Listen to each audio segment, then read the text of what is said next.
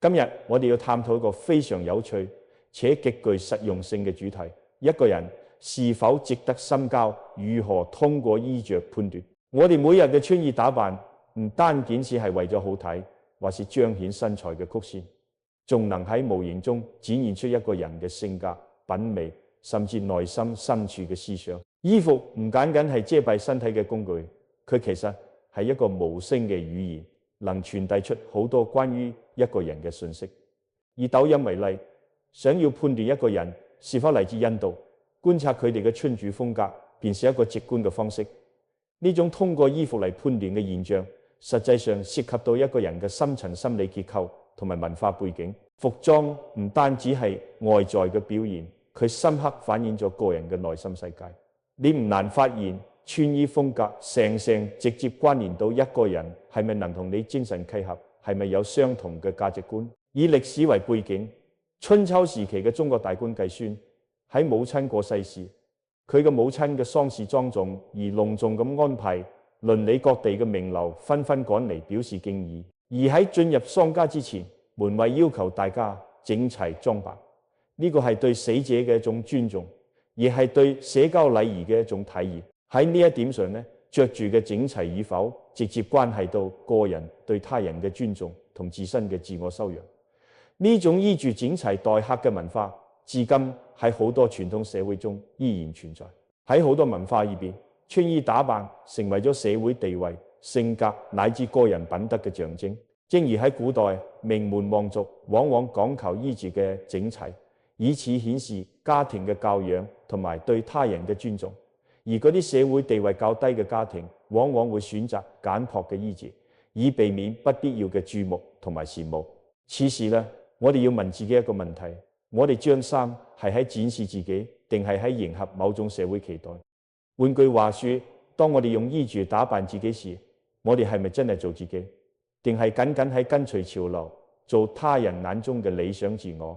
就如同歷史人物蘇東坡，佢嘅穿衣風格雖然睇似隨意，但背後卻係佢深厚嘅文學修養與高潔嘅品性。而呢種高潔嘅品性並不需要通過過分華麗嘅外表嚟彰顯。其實真正有修養嘅人，往往唔會過於注重外表嘅奢華，而係通過內在嘅修養、涵養與對生活嘅態度嚟表達自己。繼續深入呢個話題，衣服嘅選擇同埋穿着習慣，往往係我哋判斷是否值得同某人深交嘅一個直觀標誌。服裝喺某種程度上反映咗一個人嘅內心世界。如果你遇到一個總係穿住過分張揚、引人注目嘅人嘅話，可能喺某個層面上，佢哋嘅內心亦都係渴望被注意。而當你穿上樸素嘅衫，往往會引發他人對你性格嘅好奇同埋尊重。唔難睇出仗衣嘅風格同一個人嘅精神面貌、思想深度息息相關。當我哋開始學會通過衣服嚟讀人時，我哋唔止係睇到一個人嘅外在，而係睇到一個人嘅心靈。繼續探討衣服如何揭示一個人嘅性格同埋內心世界，我哋仲可以從另一個角度嚟分析，衣服唔僅僅係品味嘅體現，佢仲深刻反映咗一個人嘅經濟狀況。穿着嘅講究程度同品牌嘅選擇，往往同一個人嘅經濟能力、社會地位密切相關。儘管喺現代社會中，時尚同品味嘅界限有所模糊，但不可否認嘅係，衣服依然能夠直觀地傳遞出一個人所屬嘅社會層次。回溯歷史，我哋睇到好多朝代同文化都有自己獨特嘅服飾規範，用嚟表達身份嘅高低。喺明清時期，官員嘅服飾往往具有嚴格嘅等級制度，而普通百姓嘅衣着則簡樸得多。呢種服飾嘅差異，不僅係物質層面嘅表現，更係社會地位嘅象徵。即便係現代社會，衣服仍然扮演住類似嘅角色。一個人身上嘅每一件名牌，或者係與流行趨勢相符嘅時尚單品，都會喺潛移默化中透露出佢哋嘅經濟實力同生活方式。舉個例子，假如你與一個總係穿住名牌嘅人交往，表面上睇至光鮮亮麗，但如果經濟狀況嘅差距過大，呢種交往好可能會俾你感到心理上嘅不平衡。正如古代嘅氏族家族，雖然佢哋喺外表上衣着華麗、生活優渥，但過於顯赫嘅身份，亦都常常使佢哋同普通百姓之間產生咗不可逾越嘅鴻溝。相比之下，着住樸素卻保持內心寧靜嘅人，反而會顯得更加有魅力，因為佢哋嘅生活態度同埋價值觀顯得更加穩定同埋深層。然而，衣著嘅反應不僅僅係物質嘅，佢仲承載住一個人嘅心理狀態。比如，有啲人因為經濟困境或者生活壓力，常常會選擇穿得非常簡樸，甚至係邋遢嘅裝扮。呢個並不係因為佢哋唔注重形象，而係由於內心嘅壓抑與焦慮，佢哋嘅穿着反映咗佢哋對生活嘅不安同埋對未來嘅迷茫。呢種心理狀態喺無形中影響咗佢哋同他人交往嘅態度同埋方式。而嗰啲願意專注得體、保持整潔嘅人，往往更能俾人一種積極向上嘅印象，因為佢哋能夠通過衣著展現自己對生活嘅掌控同埋對他人嘅尊重。歷史上有一位名叫歐陽修嘅大文豪，佢嘅生活方式同埋穿着便體現咗呢點。歐陽修出生喺一個官宦家庭，但佢並未因家庭背景而炫耀財富，相反，佢一生保持樸素嘅生活態度，常穿住簡潔嘅衫，專注於學術同文學創作。即使佢喺仕途上屢次遭遇波折，佢亦從未因此改變自己樸實無華嘅風格。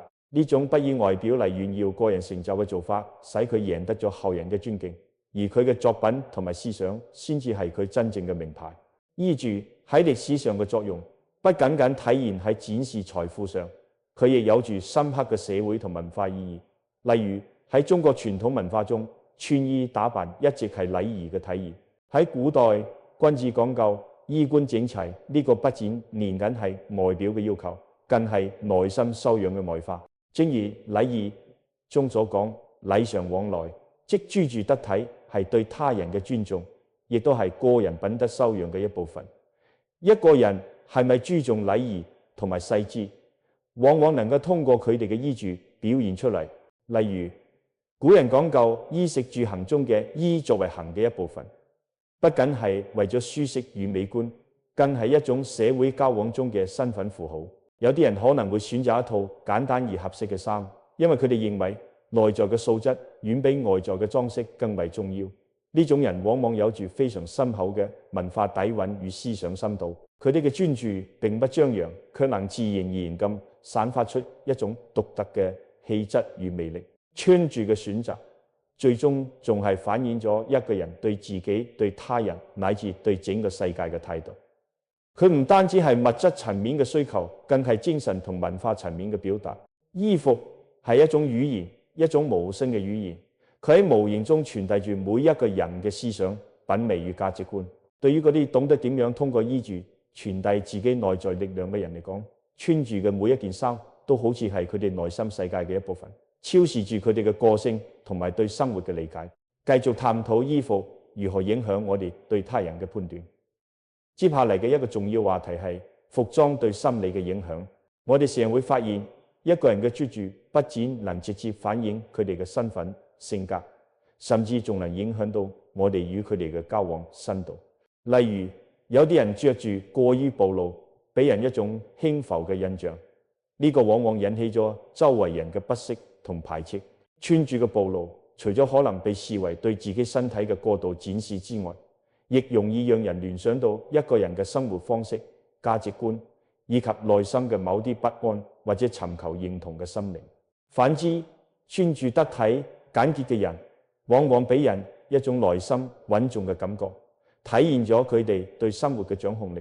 呢種穩重不僅表現喺外貌上，更重要嘅係佢展示咗一種成熟嘅心理狀態。心理學研究表明，衣服對一個人嘅自我認同同埋心理狀態有住深刻影響。穿着整齊嘅人呢，通常比自己更高嘅自信。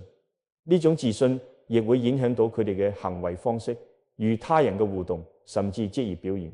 喺好多職場環境中，着裝往往係一個無形嘅門檻，決定咗一個人係咪能夠被他人認真對待。比如一位高管穿住精緻西裝，而一位普通員工穿住隨意嘅衫，呢種服飾上嘅差異唔單單係外在形象嘅表現，更喺潛意識裏面反映咗兩者喺社會地位、責任感以及自我管理上嘅不同。而呢種差異並不只限於物質層面，佢更深層次咁影響咗我哋如何看待對方，如何與對方建立關係。舉例嚟講，歷史上好多偉大嘅領袖往往都保持住一種樸素而又威嚴嘅着裝風格。攞美國總統林肯為例，雖然佢身居高位，但係喺好多場合下，佢嘅穿住卻十分簡樸。呢種樸素嘅服飾讓佢睇嚟更為接地氣，亦使佢同普通民眾之間嘅距離感縮細咗。林肯嘅衣着風格反映咗佢嘅深厚人民關懷，亦表達咗佢對民眾嘅尊重同埋與平民階層嘅深厚情感。從呢個角度嚟睇，衣服唔僅僅係一種外在嘅裝飾，佢更深刻地揭示咗一個人嘅思想深度與性格特點。穿着嘅風格同埋心理嘅匹配，常常會喺無形中影響我哋同他人建立關係嘅方式。例如喺我哋日常交往中，着住過於奢華炫耀嘅人，往往俾人一種不易接近嘅感覺。呢個不僅僅係因為佢哋嘅衣着昂貴，更係因為呢種穿着風格無形中表現咗佢哋對物質嘅重視同對他人評價嘅過度關注。而嗰啲着住低調簡潔嘅人，往往俾人一種溫文爾雅、沉穩內斂嘅感覺。呢種印象會使到佢哋更容易同他人建立深厚嘅關係。呢一點喺古代嘅儒家文化中有住深刻嘅體現。《論語》中有言君子務本，本立而道生。呢句意思意思係君子應該注重內在嘅修養，外在嘅服飾並非最重要，最重要嘅係內心嘅修養與品德嘅展現。喺儒家文化中，着住係對自我修養嘅外在表達，而非炫耀財富或者追求外界認同嘅工具。呢種文化內涵至今依然影響住我哋嘅着住觀念。我哋仲可以通過一個具體嘅例子嚟進一步探討呢一點。喺清朝，官員嘅服飾往往通過顏色同樣式嚟區分其等級。例如，皇帝嘅服飾係最為奢華嘅，而普通百姓則穿住樸素嘅衣物。呢種等級差異反映嘅唔僅僅係社會地位嘅唔同，更係心理同埋精神世界嘅差異。皇帝嘅衣着雖然豪華，但佢背後承載嘅係一種責任與壓力，反映咗佢必須承擔嘅巨大政治同埋道德責任。而普通百姓嘅衣着則更多嘅係對日常生活嘅適應與對傳統禮儀嘅尊重。呢種等級嘅體現唔僅僅喺過去嘅封建社會中存在，喺現代社會中亦依然有住類似嘅表現。比如職場中嘅着裝規範往往代表住一個人嘅職業素養同埋責任感。因為着住合適嘅職業裝嘅人，通常俾人一種專業可靠嘅印象，而着住隨意嘅人可能會被認為缺乏職業態度。衣服不僅僅係身體嘅覆蓋，佢更加係一種信息嘅傳遞，一種身份同地位嘅體現。然而，衣服嘅含義遠不止於此，佢仲可以成為個人內心世界嘅一個鏡。當我哋感到焦慮或者不安時，我哋常常會通過改變衣着嚟調整自己嘅情緒。例如，有啲人會選擇穿上一套新衫嚟獲得自信，或係穿上自己最中意嘅顏色嚟緩解壓力。衣服唔單止能夠改變我哋嘅外在形象，佢亦都能夠影響我哋嘅內在心態。繼續深入討論衣服對心理嘅影響，我哋發現衣着不僅能顯露一個人嘅性格，仲能喺潛移默化中塑造個人嘅自我認同感同社會認同感。就好似我哋經常講嘅，衣服改變心情。當我哋穿上一件合適得體嘅服裝嘅時候，自己往往會感到更有信心，亦更願意去面對挑戰。呢個現象喺心理學中被稱為衣物心態效應 （enclosed cognition）。研究表明，穿住特定服飾嘅時候，個體嘅認知同行為都會發生變化。例如，穿住西裝嘅人通常會表現得更有權威同自信，而穿住休閒服嘅人則可能感到更放鬆同自在。心理學家指出，衣服不僅係外部世界對我哋嘅評價工具，佢更係一種自我表達同自我塑造嘅方式。通過服飾，我哋向外界傳遞自己點樣看待自己，並且點樣希望他人看待我哋。當我哋選擇一件衫嘅時候，我哋實際上係喺與自己嘅身份認同進行對話。呢種對話唔單僅係關於社會地位、文化背景同埋經濟能力，更關乎我哋內心嘅自信與情感需求。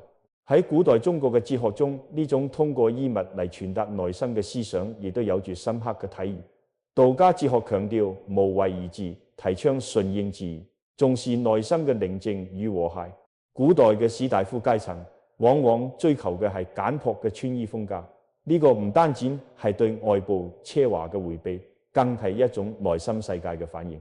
正如《道德經》中所講，知足者富。真正嘅富有唔係外在嘅財富，而係內心嘅滿足與寧靜。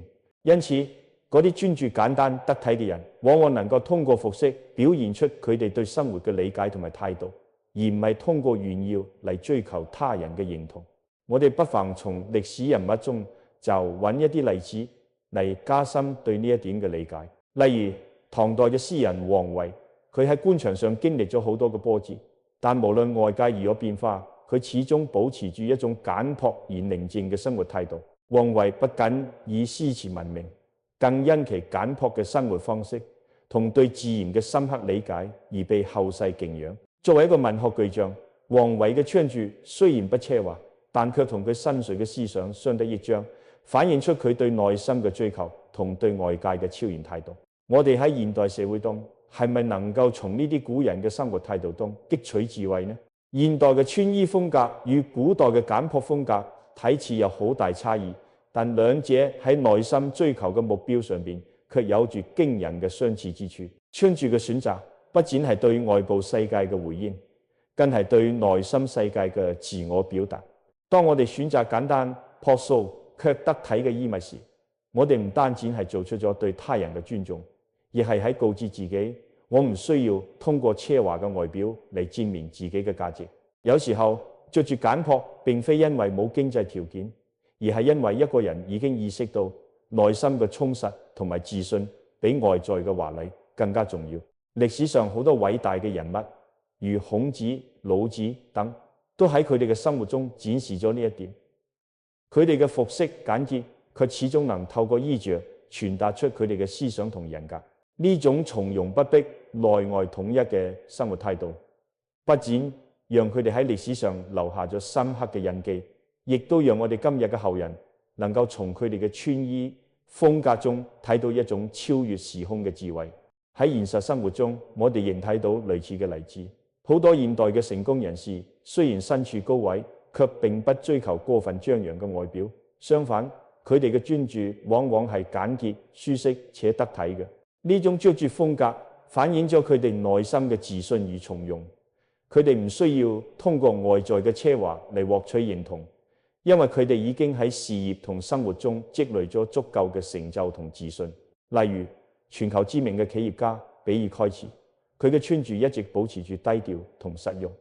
儘管佢係全球最富有嘅人之一，但係佢嘅日常服飾並唔奢華。比爾蓋茨嘅穿着風格反映咗佢專注於事業同思考嘅性格。佢通過簡潔嘅衣物傳遞出一個重要嘅信號：真正嘅財富嚟自於內心嘅智慧同埋對世界嘅理解，而非對外界眼光嘅迎合。所以，當我哋從衣服呢一外在表現嚟睇待一個人嘅時候，我哋唔單見喺觀察佢哋嘅物質狀況或者外表，而係喺通過呢一層表象去感知佢哋嘅內心世界。穿衣嘅選擇係人類社會中最為直觀且普遍嘅語言之一，佢能夠跨越文化與時間嘅界限，傳遞出無聲嘅信息，幫助我哋更好嘅理解彼此，構建更加和諧嘅人際關係。衣着唔單止能夠影響他人對你嘅判斷，仲能夠喺無形之中決定一段關係能否深入發展。我哋常講睇唔順眼，其實大多係衣着與自身價值觀產生衝突嘅表現。比如有啲人年紀已高，卻穿得花枝招展，或有人衣着過於暴露，呢啲都可能引發不適。呢種不適感並非僅僅出於審美差異，而係因為嗰套衫背後所代表嘅生活觀念同我哋自身嘅觀念格格不入。心理學上稱之為符號衝突。當人哋展示嘅符號體系與你內心深處嘅秩序相衝撞嘅時候，就會產生排斥感。呢種排斥感往往成為關係嘅屏障。你或許唔會明說，但內心早已為自己做出決定。此人並非深交之選，反之，嗰啲衣着得體、與環境同身份相稱嘅人，容易讓人產生信任同尊重，因為佢哋傳遞出嘅係同我哋共鳴嘅文化符號。中國古代早已洞察呢一點。孔子喺《論語》中強調儀表整肅，不僅僅係形式上嘅要求，而係道德與修養嘅外化。佢曾講呢，君子不重則不威，意思就係若儀態不莊重，人哋便唔會真心敬重你。換句說話說，衣着不僅僅係布料與顏色嘅組合，更加係修養與人格嘅體現。春秋時期，齊國大夫管仲就以簡潔卻不失莊重嘅衣着著稱。佢雖為高權重，但衣着並不奢華，而係力求與身份相符，彰顯威儀。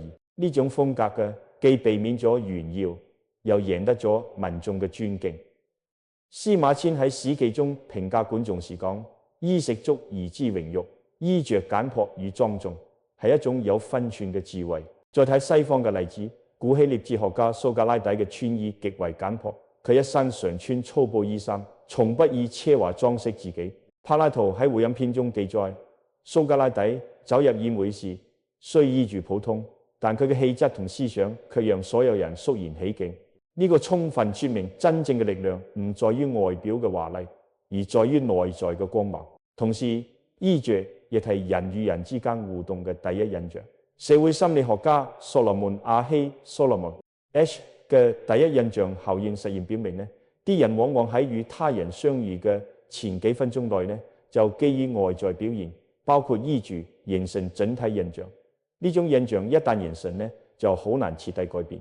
呢個意味住衣着既是你嘅自我名片，亦都係你同他人關係嘅門檻。所以當你遇到一個讓你心生不適嘅人，好可能正是佢嘅穿衣風格觸動咗你內心深處嘅某種敏感點。呢種敏感點並不一定係好壞，而係代表咗價值觀與生活態度嘅差異。而差異往往比表面嘅親密更能決定一段關係嘅深淺。衣服唔單止影響第一印象，仲能夠喺深交過程中不斷驗證一個人嘅價值觀與生活態度。比如經濟條件亦都係服裝選擇嘅重要因素之一。人與人之間嘅交往往往會受到經濟水平嘅制約。假如一個人全身上下都係昂貴嘅名牌，而你自身經濟狀況差距過大，咁樣嘅交往久而久之會讓你感到壓抑甚至不安。反之，如果一個人過於邋遢，衣着凌亂，你亦會本能地保持距離，因為呢個透露出佢可能缺乏自我管理能力。呢種經濟符號喺衣服上面嘅體現自古有之。古代貴族與平民嘅衣着差別往往唔僅止係布料同埋顏色嘅不同，更係地位與身份嘅鮮明分界。例如明清時期嚴格嘅服飾等級制度，龍袍、蟒袍、寶子都象徵住不同嘅權力階層。越過身份去穿戴不屬於自己嘅服飾，往往被視為大逆不道。正如禮記所言：服裝之不相稱也，非禮也。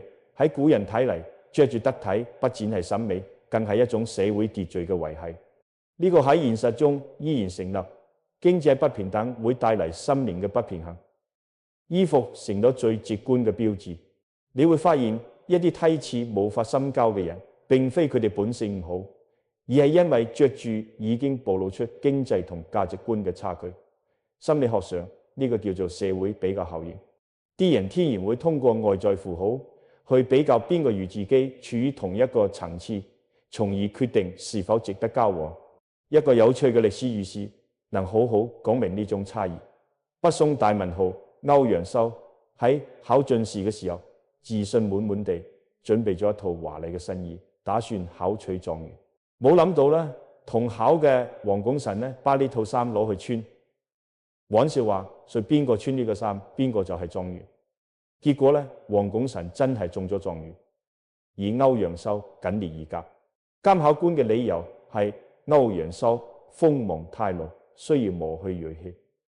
呢個古字話俾我哋，衣着有時亦都會成為認定判斷你性格嘅依據。過分華麗反而引起誤解，而簡樸低調則顯得沉穩大氣。除此之外咧，衣服亦可以係善意嘅象徵。民間常講咧，大冷天願意將外套披喺你身上嘅人，一定係真心關心你。喺戀人之間，呢種舉動代表嘅係溫柔與愛意；喺朋友之間，則代表無私與義氣。歷史上亦都有類似嘅記載，《資治通鑑》中提到，有士兵喺風雪中把自己嘅披風讓俾戰友，最後自己凍傷，卻因此贏得咗終身嘅忠誠同敬佩。一件衣服可能係錦上添花，亦可能係雪中送炭。可見衣服背後承載嘅不只係布料與顏色，更加係文化、心理甚至倫理意義嘅綜合體現。通過衣著，我哋不僅睇到一個人嘅經濟水平，仲能夠感受到佢嘅修養與善意。正因為如此，識得讀衣嘅人，亦就更懂得如何讀心。衣服唔單止係禮儀與身份嘅外在符號，仲成場承載住人情冷暖。古人話盛裝待客，意思係着上最得體嘅衫，係對他人嘅一種尊重。春秋時期，繼孫母親去世，當地士大夫前嚟弔唁，孔子弟子子貢和曾子本欲入內，卻被門衛擋喺門口。佢哋便喺門邊整理衣冠，重新整肅儀表。待門衛見佢哋衣着整齊，神態莊重，先至立刻放行。呢件小事體現咗古代社會對衣冠之禮嘅睇重。儀表不僅代表個人形象，更係表達敬意同修養嘅方式。呢種禮儀傳統喺鄉村生活中亦都屢見不鮮。好多農村家庭即便貧困，依然會喺婚宴、祭祀等場合穿上唯一嘅一套新衣。哪怕平日裏破衣爛衫，但喺重要時刻，嗰件被珍藏喺櫃裏邊嘅新衣，變成咗家庭尊嚴與人情往來嘅象徵。佢傳達嘅唔係虛榮，而係對主人嘅尊重，對儀式嘅重視。從社會心理學角度睇，服裝不僅係自我表達，亦都係群體認同嘅一部分。一個穿着得體嘅人，會被認為更容易融入社交場合，因而更容易獲得信任。心理學家戈夫曼提出自我呈現理論，強調人類喺社交當中總係努力通過外表言行嚟展示一個理想化嘅自我，而衣服正係呢種呈現中最直接、最直觀嘅部分。歷史上亦有啲有趣嘅故事，揭示咗衣服即人品嘅觀念。北宋嘅歐陽修先名冠西，卻因鋒芒太露喺科舉中屢遭壓制。佢自己曾經準備咗一套新衣，滿懷信心去考狀元，結果卻因為同考嘅王功臣借穿此衣，反倒中咗狀元。呢件趣事除咗說明命運嘅氣勢，亦提醒人哋外在嘅打扮有時會影響他人對你嘅判斷。過分華麗可能會被解讀為炫耀，而樸素得體反而更顯沉穩。更有意義嘅係，衣物仲常常係善意同友情嘅載體。一個人喺寒冬中願意把外套提替俾你披上，呢個唔係出於虛榮，而係真心嘅關懷。古代典籍中亦記載過，當窮苦人家冇錢為老人置辦壽衣嘅時候，鄰里若能借衣相助，被視為極大嘅仁德。呢種小小嘅舉動超越咗衣物本身，成為溫暖與善意嘅象徵。由此可見，衣着唔僅僅係面料同顏色嘅組合，佢背後蘊含嘅係文化嘅厚度、心理嘅投射同埋人際關係嘅溫度。我哋喺睇衣識人嘅過程當中，實際上係喺借由外表觸摸對方嘅價值觀與心靈。衣服除咗反映身份、禮儀與善意，仲承載咗家風嘅老人。常穿舊衣嘅人並不一定係經濟拮據，更多時候係一種簡樸嘅生活態度。中國傳統講究儉以養德，把物品用到極致，先算對資源嘅珍惜。一個人能夠把舊衣洗得乾淨、穿得整齊，往往代表佢內心嘅自律與家風嘅清淨。明清時期，不少名臣家族即便富貴，依舊保持節儉習慣。張居正身為首富，卻常告誡子孫：一衣可數年，一飯當知本。佢嘅兒孫雖喺錦衣玉食嘅環境中長大，卻依然繼承咗樸素嘅家風，不敢奢靡。因為喺古人眼裏，能穿舊衣而不失氣質，先係真正嘅修養。心理學上，常穿舊衣嘅人通常具備3種特質：珍惜，佢哋唔會隨意浪費資源，省得物盡其用；乾淨，哪怕係舊衣，亦要保持整潔，因為氣質並非靠金錢堆砌，而係靠品德支撐。感恩，佢哋願意珍藏親友送嘅衣物，以此表達心意嘅延續。喺近現代亦都有鮮明嘅例子，萬國名園郭婉瑩，家道中落後，曾靠拆馬桶為生，但佢依然保持住整潔嘅衣着與端莊嘅氣度，即便身處困境，佢嗰份救衣不救心嘅從容，成為佢人格魅力嘅重要一部分。呢種精神同西方文化中 minimalism 極簡主義不謀而合。簡約嘅衣着風格唔係貧乏，而係一種內心嘅篤定。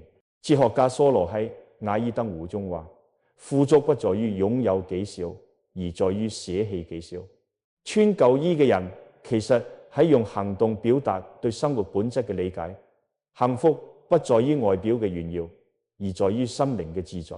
因此，當我哋遇見嗰啲常穿舊衣卻整潔嘅人，應該明白佢哋嘅內心可能比外表更為豐盈。佢哋傳遞俾我哋嘅係一種生活嘅智慧，一種超越物質嘅精神力量。除咗簡樸與感恩，衣着仲可能暗藏風險。過度張揚、過分妖豔嘅裝扮，常常讓人誤入歧途。古人早就提醒我哋：非禮勿視，非禮勿言，非禮勿動。衣着不合時宜，本身就可能引發誤解，甚至帶嚟禍患。《水滸傳》中潘金蓮與西門慶嘅故事便是典型。潘金蓮濃妝豔抹，衣衫華麗，喺窗口偶遇西門慶，西門慶借機設宴遞手帕，終至一段不倫關係爆發，牽連武大武松，最終釀成慘劇。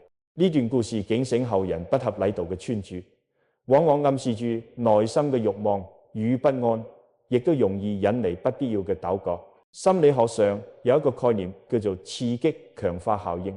外表過於誇張嘅人，初見時或許引人注目，但隨住時間推移，人哋往往會對其產生排斥，因為呢種裝扮讓人感到過分，而過分往往同不真誠相連。相反，嗰啲遮住端莊同身份相稱嘅人，往往更能贏得長久嘅尊重。西方歷史上亦都有類似嘅教訓。古羅馬時期，貴族女性若衣着暴露或奢華過度，常被指責為缺乏德行。歷史學家塔西佗喺編年史中記載，尼祿皇帝嘅妻子波佩亞因喜好華服、珠寶同奢靡宴會而臭名昭著，最終被後世視為羅馬頹廢嘅象徵。可見衣着所傳遞嘅信號往往遠超出審美層面，仲深深牽動住道德評價與社會輿論。喺中國傳統文化中，呢種對分寸嘅把握尤為重要。儒家講中庸，即不偏不倚，恰到好處。衣着亦如此，不必太緊張，亦不可太隨意。既要合乎身份，又要考慮環境。過分追求時尚、刻意暴露，常常會讓人哋對你嘅動機產生懷疑；而過度邋遢，唔講整潔，則顯得對人對己都缺乏尊重。因此，識得穿衣之道，實際上亦都係識得人際關係之道。一個人嘅穿衣風格，常常暗示住佢對世界嘅態度，或輕浮，或穩重，或自戀，或自省。衣着不只係布料，更係心靈嘅一面鏡。我哋再看到衣着與習慣呢，喺日常生活中，一個人最真實嘅狀態，往往喺冇特別打扮嘅時候顯現出嚟。心理學家稱之為無防備時刻。呢個時嘅衣着最能透露一個人嘅生活方式同埋性格底色。比如有啲人則便喺週末紮作企，亦會保持衣着整潔；而有啲人則習慣着住糞衣出門，甚至懶得換洗。呢啲細節睇似微不足道，卻能反映出佢哋對生活嘅態度。一個家庭如果有人邋遢唔講衛生，往往會讓整個家庭環境都變得沉悶混亂。相反，嗰啲注重乾淨整潔嘅人，哪怕生活拮據，亦能夠展現出積極嘅精神狀態。民國時期嘅郭婉瑩就係一個典型例子。佢年輕時候家境優渥，後來家道中落，不得不靠擦馬桶為生。然而佢始終保持住乾淨整齊嘅穿着與儀態，哪怕喺最卑微嘅環境中，佢依然展現出良好嘅教養與不屈嘅尊嚴。呢種乾淨嘅衣着，不僅僅是係對外表嘅在意，更是佢心靈自尊嘅體現。讓我諗到一句托爾斯泰嘅話：一個人嘅衣着可以遮掩貧窮，卻無法掩飾卑劣。真正嘅氣質來源於內心嘅修養，而唔係昂貴嘅服飾。換句話說，乾淨同整齊係人人都能做到嘅美德，佢同財富無關，卻與人格緊密相關。此外，我哋仲可以從文學與電影中揾到呼應。《寄生蟲》裏有一句台詞：有錢人家嘅孩子衣服上連折子都冇。呢句說話乍聽像係抱怨，其實揭示咗社會階層嘅差距。但如果換個角度去理解，我哋亦會發現，整潔嘅衣着不僅屬於有錢人，普通人同樣可以通過乾淨嘅服飾展現自律與尊嚴。因此，當你睇到一個人常常保持衣着乾淨整齊，即使簡樸，亦要明白佢可能正是喺用呢種方式告俾世界：我依然尊重生活，尊重自己。呢種人往往更值得信賴與深交。我哋繼續談衣着與人格修養嘅關係。莊子曾經講過：君子之交淡如水，小人之交金玉裡。呢句說話不僅用嚟形容人際關係，其實亦都可以影射到穿衣風格。嗰啲過分華麗、花里胡哨嘅打扮，睇似引人注目，但往往缺乏持久嘅內涵。反之，簡潔乾淨嘅衣着，如同清水一般，雖不奪目，卻耐人尋味。衣服既是身體嘅外殼，亦係心靈嘅映射。心理學家卡爾榮格提出過人格面具理論，佢認為人們喺社會中會戴上唔同嘅面具以適應環境，衣着正是呢種面具嘅最直觀體現。一個總係穿住高調嘅人，或佢內心深處渴望被關注；一個總係選擇黑白灰等低調色彩嘅人，可能更偏向理性同內斂。古代文人對此早有體會。宋代詩人蘇洵仕途多轉，常常被貶，但佢衣着簡樸，毫不在意。佢喺《洗兒》一詩中寫道：衣冠簡樸古風存，笑談自若對風塵。佢用淡白嘅衣着表達咗自己超然嘅心境。反觀一啲權貴，錦衣華服，卻往往掩蓋唔到內心嘅空虛。現代社會同樣如此。蘋果創始人喬布斯以黑色高領毛衣、牛仔褲同埋運動鞋為標誌，佢嘅穿衣風格極其簡單，卻因此成為經典。喬布斯曾經解釋，佢選擇統一嘅着裝係為咗減少不必要嘅決策，將精力集中喺創新上。呢個例子話俾我哋聽，衣着嘅簡潔並不代表缺乏個性，反而可以凸顯內心嘅專注與強大。呢個讓我諗到一句話：真正嘅氣場不來自衣服嘅價格，而來自靈魂嘅厚度。一個人若能喺樸素衣着中展現出獨特嘅氣質，咁先至係真正嘅魅力所在。所以，當我哋通過衣服去觀察他人時，其實亦係喺觀察佢哋嘅內心世界。嗰啲着住整潔樸素卻讓人感覺舒心嘅人，往往先至係真正值得深交嘅朋友，因為佢哋嘅衣着唔僅僅係裝飾，更係一種生活哲學嘅表達。我哋再將焦點轉到衣着與情緒。好多時衣服唔單止係外在嘅符號，仲會直接影響一個人嘅內心感受。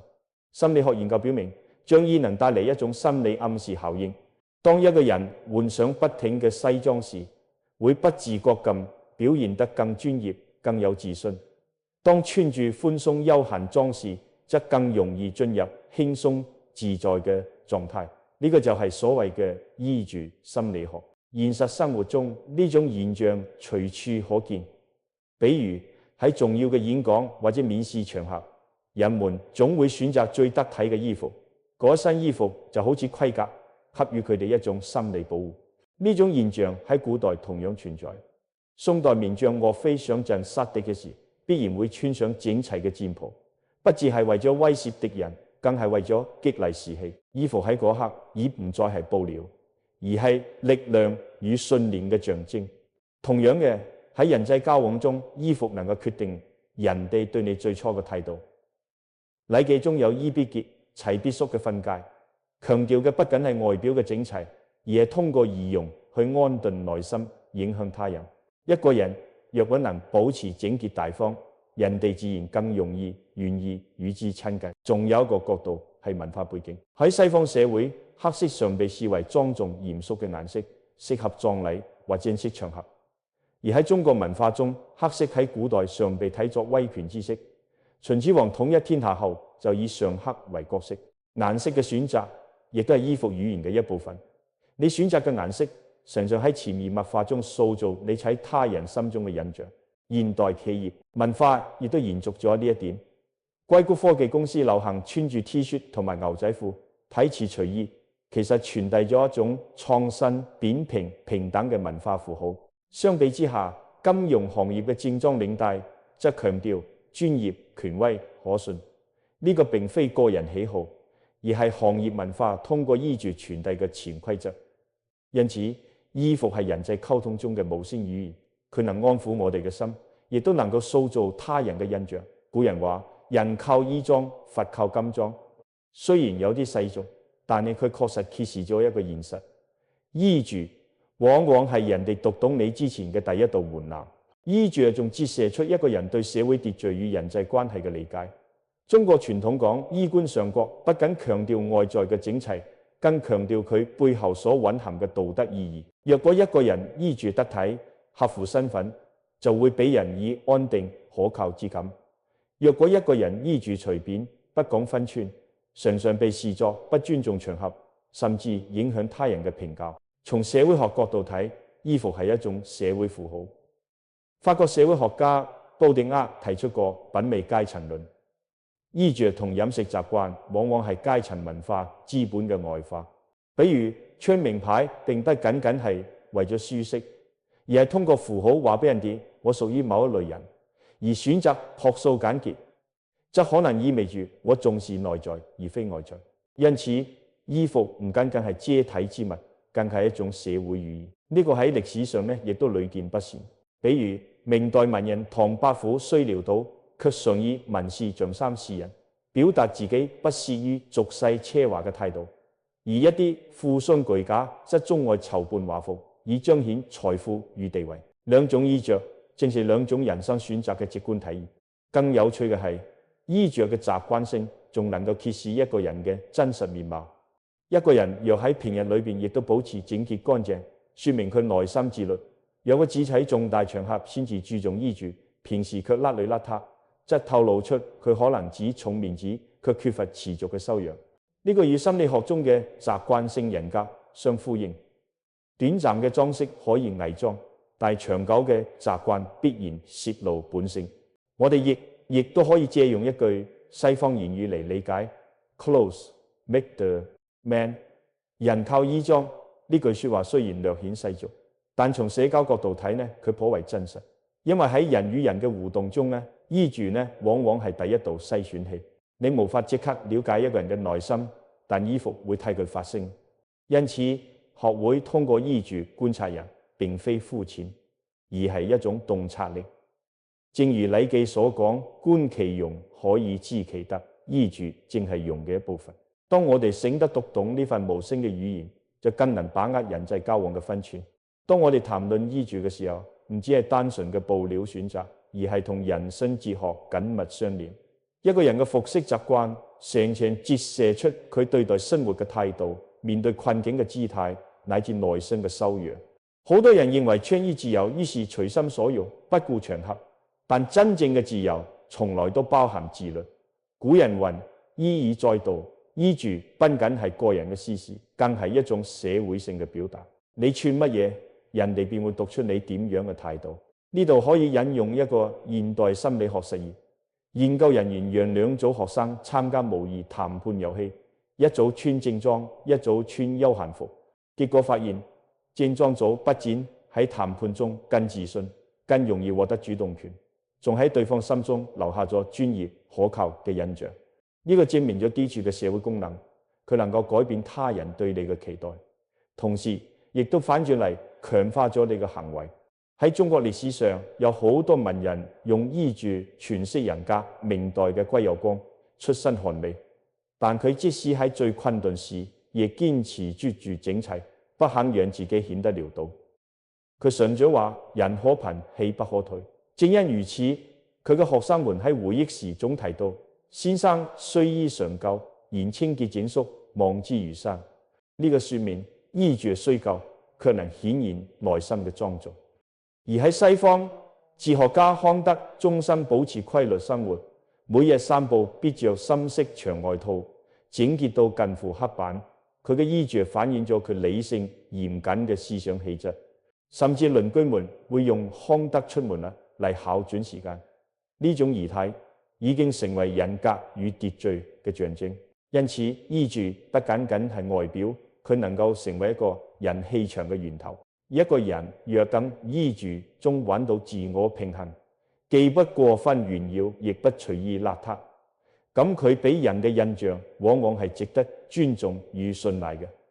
咁嗰個換句話講，衣着其實係人與社會溝通嘅一種無聲修辭。佢告訴俾人啲我係邊個，我如何對待生活，以及我願意如何與世界相處。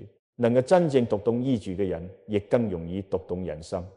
隨住對衣着嘅深入探討，我哋會發現衣服其實不僅影響個人嘅心理與人際交往，仲折射出整個人生觀。真正值得深交嘅人，往往喺專衣上面有一種道嘅智慧，既不會過分張揚，亦不會邋裏邋遢，而係保持合適、整潔、舒心。古人有言：禮者敬人也。穿衣嘅分寸，正係對他人嘅一種尊重。設想一下，如果你邀請朋友嚟家中做客，而對方衣着整齊、精神飽滿，你自然會感到被重視。反之，如果對方穿得隨便，甚至有啲邋遢，就容易讓人心生芥蒂。衣服不僅僅係對自己負責，亦對他人嘅態度。從哲學角度睇，衣着更似係生活嘅隱喻。莊子講道在史匿，意思係大道往往藏於日常。衣着睇似小事，其實反映咗一個人嘅心境。一個人若能穿住簡單卻不失莊重，往往說明佢心中有秩序、有分寸。而嗰啲一味追求奢華、刻意炫耀嘅人，往往難掩內心嘅空虛與不安。喺歷史人物之中，呢種衣着與心境嘅契合更為明顯。清代名臣曾國藩官至兩江總督，卻喺日常生活中極為簡樸。佢常穿住舊長衫，衣領磨損咗就縫補再穿。佢話：衣不在話，潔則安。呢種態度唔單止塑造咗佢嘅自見家風，亦都俾佢贏得咗市民嘅敬重。心理學上呢，亦都有外在秩序同內在秩序相呼應嘅理論。一個人若能保持衣着乾淨整齊，說明佢內心有條理。相反，如果佢對衣着毫不在意，常常邋遢凌亂，好可能生活中其他方面亦缺乏自律。呢種外在與內在嘅影射，往往成為判斷一個人能否深交嘅重要依據。因此衣着係一種無聲嘅自我表達，佢唔需要過度奢華，但必須要傳遞出一種我尊重生活，亦尊重你嘅信號。咁樣嘅人，無論處於咩境遇，都會讓人感到安心與可靠。談到衣着與人生哲學，不能不提簡樸二字。簡樸並不是落魄，而係一種內心嘅自足。古羅馬哲學家塞涅卡喺《論人生的短暫》中話：貧窮並不是擁有太少，而係渴望太多。穿衣亦係如此。真正懂得生活嘅人，唔會被奢侈品嘅光環所綁架，而係從整潔合適中揾到自在。喺中國傳統文化裏，簡樸嘅衣着往往象徵高尚嘅人格。孔子弟子顏回終身居陋巷，衣食簡陋，卻樂在其中。佢靠一件粗布衣衫，活出咗安貧樂道嘅境界。相比之下，嗰啲追逐華服嘅人，成緊就喺繁華落盡之後，先至感到內心空虛。現代社會亦都有類似嘅例子。日本斷捨離嘅生活方式，就係通過簡化衣物同物品，達到心靈嘅清淨。研究表明，衣櫃過於擁擠嘅人更容易感到焦慮，而衣櫃整齊、款式有限嘅人更容易保持心境嘅穩定。呢個係心理學中環境影響心境嘅最佳體驗。當然，簡樸並非邋遢，簡樸要求我哋喺有限中見真章，喺平凡中顯分寸。比如，你着住一件洗得好乾淨嘅舊襯衫，遠比一件昂貴但搭配不當嘅名牌衣服更能贏得尊重。因為人哋睇到嘅唔真係布料，而係你對生活嘅態度。呢個讓我諗起一句古訓：人能常清靜，天地悉皆歸。當一個人能喺衣着上保持清靜與淡然，佢嘅內心亦都必然更加堅定。咁樣嘅朋友值得信賴與深交，因為佢哋唔會被虛榮左右，亦都唔會因物質而改變真心。換句話講，簡樸係一種智慧，佢讓我哋不必用昂貴嘅外殼嚟證明自己，而係用氣質同埋人格贏得人都尊重。我哋常話人靠衣裝，佛靠金裝，但係真正深入思考，你會發現呢句說話有雙重含義。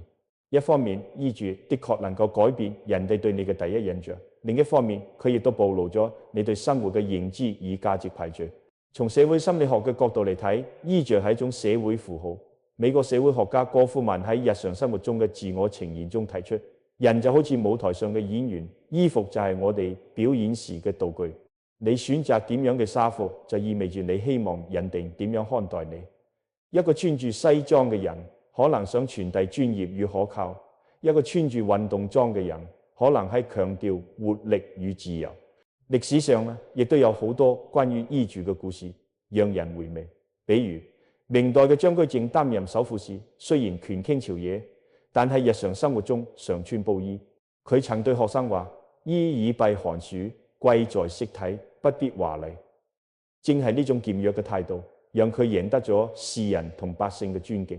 反之，晚清奢靡嘅皇宮貴族，衣飾極盡華麗，但朝廷已是風雨飄搖。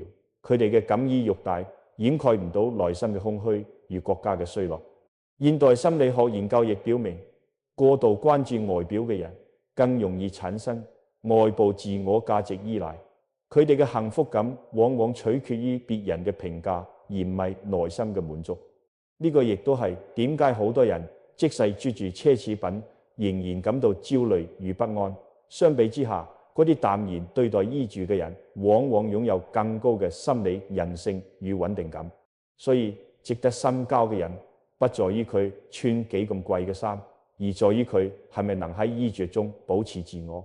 佢唔會因為人哋炫耀名牌而自卑，亦唔會因為自己簡樸就覺得低人一等。佢嘅衣服係為生活服務，而唔係為虛榮服務。正如梭羅喺《瓦爾登湖》中所講，人唔應當為咗衣服而生活，而應當為咗生活而穿衫。一個能真正明白呢個道理嘅人，先至值得託付與信賴。當我哋傾到衣着與人際交往時，一個無法忽視嘅主題，便是合群與獨立。好多人為咗迎合群體，會刻意模仿別人嘅穿衣風格，生怕顯得格格不入。然而，真正成熟嘅人，往往敢於穿出自我，哪怕與群體嘅風格有所差異。心理學上有一個概念叫從眾效應。研究發現，喺一個群體中，如果大多數人選擇某種行為，個體即使唔認同，亦會傾向於跟隨。呢個解釋咗點解好多人明明唔喜歡某種時尚，卻仍然會去追隨。衣着成為咗佢哋獲得群體歸屬感嘅手段。但歷史上嘅智者卻常常選擇與眾不同。唐代詩人白居易官居高位，卻常穿粗布衫，被人譏笑不合身份。可佢並不在意，反而喺詩中寫下：粗布長衫淡似雲，心閒便是最高尊。呢種衣着選擇正體現咗佢內心嘅清醒與獨立。喺現代社會，類似嘅例子依然存在。比如扎克伯格作為全球知名企業嘅創始人，卻幾乎日日穿灰色 T 恤同埋牛仔褲。佢嘅解釋係：我希望減少無謂嘅決定，將精力擺喺真正重要嘅事情上。喺好多人眼裏邊，呢種穿衣方式過於單調，但實際上呢正係佢人格嘅外在化，一種專注與自律。哲學層面上咧，合群與獨立喺衣着上嘅表現，反映咗人對自我與他人嘅平衡。過分追隨群體就會失去自我，過分強調獨立又可能陷入孤立。一個值得深交嘅人，往往能喺呢兩者之間揾到恰當嘅尺度，既不為群體所奴役，亦不為孤高所困。正如楊先生所講，我哋曾如此期盼外界嘅認可，到最後先知道世界係自己嘅，同他人毫無關係。穿衣其實係最好嘅隱喻。敢於穿出自我，不盲目從眾嘅人，先至係真正心靈自由嘅人。而咁樣嘅朋友，先至值得你用一生去交往。當我哋將衣着作為人際關係嘅隱秘密碼嚟觀察時，會發現一個深刻嘅道理：衣着不僅係自我嘅表達，亦係對他人同世界嘅一種回應。喺儒家傳統裏邊，修身齊家治國平天下嘅第一步就係修身，而修身不僅僅係道德上嘅修煉，亦都體現喺外在儀容上。孔子強調冠必正，紐必結，意思就話一個人就算學問再高，如果衣冠唔整，亦都難以讓人真正敬重。呢個不僅僅係形式上嘅禮儀，而係一種內外合一嘅修為。再睇歷史上嘅另一面，春秋戰國時期有好多縱橫家，憑自辯詞語謀略縱橫列國，但佢哋喺出事時無一不是衣冠整肅，絲毫不敢怠慢，因為佢哋深知喺開口之前，衣着已經替佢哋講話。正如《左傳》中所言，國之大事在是儀容，穿戴整齊，赴廟祭祀或戰場，係對天地與對手嘅尊重。到咗現代社會，衣着嘅象徵意義依然存在。你可能見過咁嘅場景：一個人面試時衣着得體，往往能夠加分；反之，即使能力不足，卻因邋遢嘅外表而失去機會。呢個就係第一印象效應。心理學研究表明，一個人嘅外在形象能喺7秒鐘內決定人哋對佢嘅初步判斷，而一旦形成印象，要改變佢往往需要好長嘅時間。但我哋更應睇到，衣着並非只係迎合社會標準，佢亦都可以成為自我認同嘅儀式。好多人會喺心情低落嘅時候，將上一件喜歡嘅衫，從而獲得力量。呢種衣着療癒現象喺心理學中被稱為包裹效應，衣服搶盔甲人，為心靈提供保護。所以一個人點樣對待衣着，往往預示咗佢點樣對待自己。嗰啲懂得喺衣着中保持分寸與敬意嘅人，往往亦都係喺生活中懂得珍惜與尊重嘅人。與佢哋深交，你會感到安心，因為佢哋唔會輕易辜負別人。走到呢度，我哋已經明白，衣着不只係外在嘅修飾，而係一個人心境、教養與生命態度嘅投射。真正值得深交嘅人，往往通過佢哋嘅衣着透露出3種品質：尊重、節制與寧靜。首先係尊重，尊重自己，亦尊重他人。一個人若果係重要場合能夠着裝得體，說明佢識得人際交往嘅分寸。呢種分寸感係社會成熟度嘅象徵。正如古人所講咧，盛裝以待客，簡衣以處己。能把握場合先至係智慧。其次係節制。過度奢華嘅衣着容易顯得輕浮，過分邋遢嘅衣着則讓人懷疑自律嘅缺失。節制嘅衣着意味住一個人不必借外在嚟證明自我，而係以平衡嘅心態面對生活。哲學家亞里士多德提出過中庸之道 （Golden Mean）。穿衣同樣如此，既不過度張揚，亦不苟且潦草，恰到好處就係一種美德。最後係寧靜。真正嘅氣質從嚟唔係靠價格堆砌，而係靠心境支撐。我哋常講人靜則安，衣着若能讓人感受到一種舒適與安定，說明穿衣者嘅心中已有秩序。呢種寧靜係最打動人心嘅力量。因此，當我哋觀察一個人穿衣嘅方式，其實就喺觀察佢對生活嘅態度。衣服物只係布料縫合而成嘅外殼，而係一個人靈魂嘅投影。正如林語堂所講，從容嘅姿態比華麗嘅衣裳更美。一個人能穿出得體、乾淨與寧靜，咁佢喺人際關係中亦大概率係溫和而值得信賴嘅。咁樣嘅人先至係我哋真正應該深交嘅朋友。至此，整個腳本嘅重構已近尾聲。通過衣着呢一睇似日常嘅小話題，我哋走過咗歷史嘅故事、哲學嘅思考、心理學嘅實驗與人生嘅體悟。衣着係外在嘅符號，更係內心嘅寫照。佢讓我哋學會觀察人哋，亦都讓我哋反觀自己。